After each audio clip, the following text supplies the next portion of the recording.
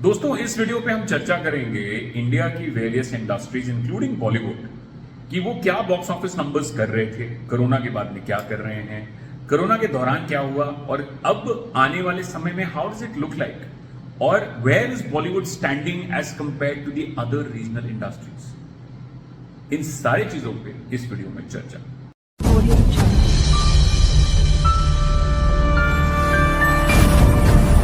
दोस्तों ये वीडियो बड़ा नंबर ड्रिवन होगा, तो ध्यान से नंबर सुनिए और वीडियो को एंजॉय कीजिए। मैं सारे नंबर्स आपको रन करूंगा। ये मेरे पास में कुछ डेटा है जो एक मेरे मित्र हैं जतिंदर, जो कि पिंक विला के लिए भी लिखते हैं, उन्होंने मुझे ये सारा डेटा सप्लाई किया है and he is a very good box office analyst और हमारे एक अच्छे मित्र हैं, तो उनसे उनका बहुत बहुत धन्यवाद। तो इन सारी चीजों पर चर्चा होगी और इन्फ्रेंस वहीं से होगा। दोस्तों 2019 में बॉलीवुड का लगभग 4,890 करोड़ के आसपास का ग्रॉस कलेक्शन आया था और उस साल पैन इंडिया 10,900 करोड़ का आंकड़ा लगभग बॉक्स ऑफिस ने किया था, including all industries including Bollywood. तो मोटा मोटा बॉलीवुड का लगभग 45% 50% के आसपास का आंकड़ा है। 2022 में पैन इंडिया का आंकड़ा कोरोना के बाद में रिकवरी आई और लगभग 10,500-600 के आसपास पहुंच गया और बॉलीवुड का आंकड़ा जो है वो सिर्फ और सिर्फ 2400 करोड़ पे आके अटक गया। तो यानी कि Bollywood fail by 50% despite Covid etcetera के ग्रोथ के बावजूद, सब कुछ नॉर्मल होने के बावजूद बॉलीवुड सिर्फ 2400 करोड़ का धंधा कर पाया, यानी कि 2019 से 50% डाउन। वहीं पे तेलुगु फिल्म इंडस्ट्री ने 1600 करोड़ से जंप मार के 2400 करोड़ पे पहुंच गए। आपको बाकी इंडस्ट्रीज जैसे कि तमिलनाडु की मतलब वहां भी growth I. Hollywood was the other one जिसने डी ग्रोथ किया बॉलीवुड के हिसाब से, लेकिन उतना नहीं, 400 करोड़ का डी ग्रोथ है। But the biggest jump came in Karnataka where they went from 375 crore to 1700 crore.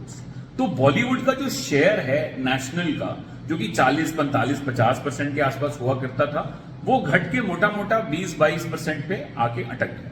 तो जो बाकी इंडस्ट्रीज हैं वो डोमिनेट करने लगी। तेलुगु ने तो मैच कर दिया बॉलीवुड को। इन just imagine just doing that kind of numbers, मतलब obviously triple R helped, but doing that kind of numbers, and Bollywood having such a big area, अगर आप एरिया वाइज देखें तो Bollywood has the biggest captive area. Bihar, Uttar Pradesh, Delhi, Rajasthan, Gujarat, Madhya Pradesh, Chhattisgarh, Orissa, Assam.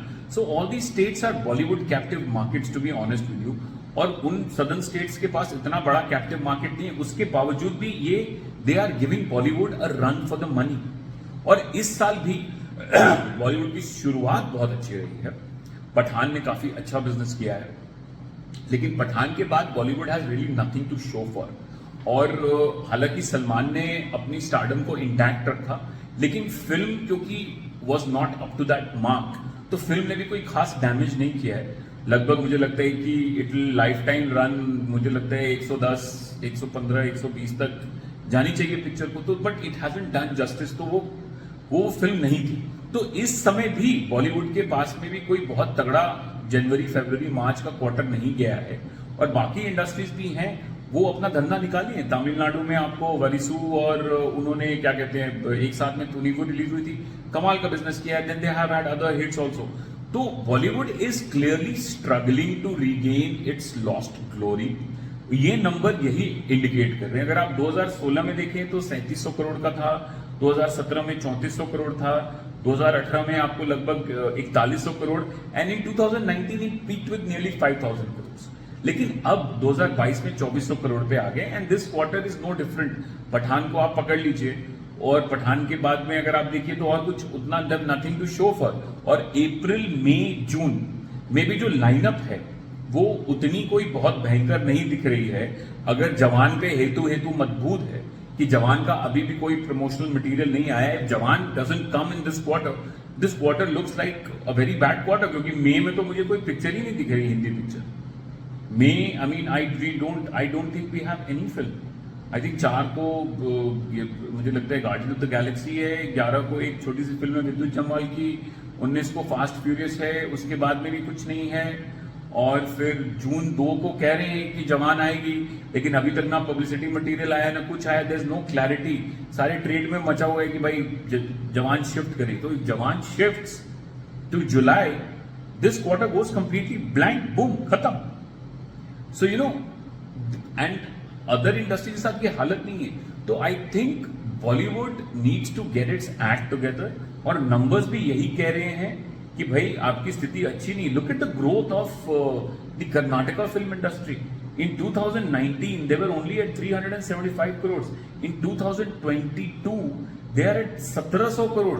मतलब मोटा मोटा लगभग 5 गुना के आसपास उनका मल्टीप्लायर आया। But so there is potential to grow, there is a lot of potential to grow for Bollywood also, but I think they need to get the house in order. और जो मैंने पहले भी वीडियो बनाई थी कि इस बॉलीवुड इन क्राइसिस की सारी फिल्में बन नहीं पा रही हैं और इतनी समस्या हो रही है फिल्मों की, सप्लाई चेन कंस्ट्रेंट है, प्रोड्यूसर साइन नहीं कर रहे पिक्चर, प्रोड्यूसर्स अनाउंस नहीं कर रहे पिक्चर, जो पिक्चरें आ रही हैं वो पिट जा रही हैं, वो ओटीटी में भी जाने की मारामारी हो रही है। तो there is lot of ifs and buts for producers, and that's why they not launching. Stars हमारे कुछ कुछ हैं जो कि ओटीटी में जाके सीधा सीधा काम कर रहे हैं, तो उससे भी उनकी डायल्यूशन हो रही है, स्टार्टअप खत्म हो रही है। तो what films to make, what is the future? It is looking like a very very confuse state of mind for producers. बनाए कि नहीं बनाए? और बनाए तो भाई सिर्फ सलमान और शाहरुख जो अभी सेलेबल दिख रहे हैं आपको, उनके अलावा और किसके साथ बनाए? अजय देवगन है, चलिए अक्षय कुमार है, ऋतिक रोशन है, और एक दो सेलेबल स्टार्स हैं बस। तो 5-6 स्टार्स को लेके आप कितनी फिल्में बनाएंगे? उसके बाद फ्रेंचाइजेस कहां हैं? फ्रेंचाइजेस पे काम कहां हो रही है? एक यशराज को छोड़ के और एक रोहित शेट्टी को छोड़ के, Rohit Shetty sitting on 2 franchises, Singham and Golmaal, और वो एक टाइम पे एक ही बना पाते हैं। Yashraj has 2 big ones, spy universe and Dhoom. इनके अलावा और कोई बड़ी फ्रेंचाइज किसी और के पास तो मुझे नहीं दिखाई देती। And I see no effort besides probably Brahmastra is an effort to create a universe. तो मुझे नहीं दिख रहा कि कहीं पे कोई बातचीत हो रही है, चर्चा हो रही है to create something new like that. तो कंफ्यूजन तो है बॉलीवुड के लिए विच वे टू टेक, कि हम स्टारडम का रूट लें, क्योंकि नए हमारे हीरो हैं, they are equally comfortable, like Shahid Kapoor is equally comfortable doing a Farzi and then again releasing his film Bloody Daddy on OTT platforms. Now I am hearing कि Varun Dhawan has joined Citadel में वो काम करेंगे। तो आखिर नए लड़कों को वहां पे जाना है, ओटीटी में भी काम करना है, थिएटर के में काम करना है, तो दोनों जगह पे तो आप स्टार नहीं रह सकते ना, तो बड़ा मुश्किल हो जाता है। तो फिर आपको फ्रेंचाइजेस करनी हो, तो आपके फ्रेंचाइजेस कहां हैं? सो ये एक समस्या है, and Bollywood needs to fight its demon, जो कि मैं पहले से बोल रहा हूं।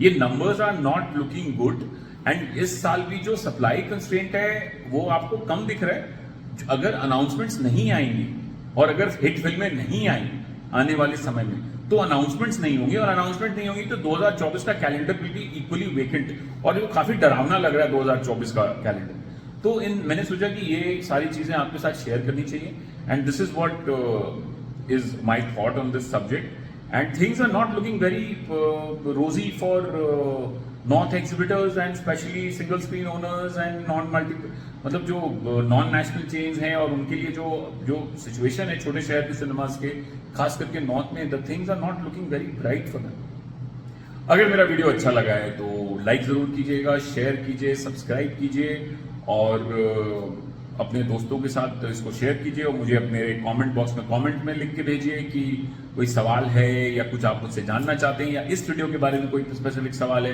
कोशिश करूंगा जितनी नॉलेज है आंसर कर सकूं। धन्यवाद।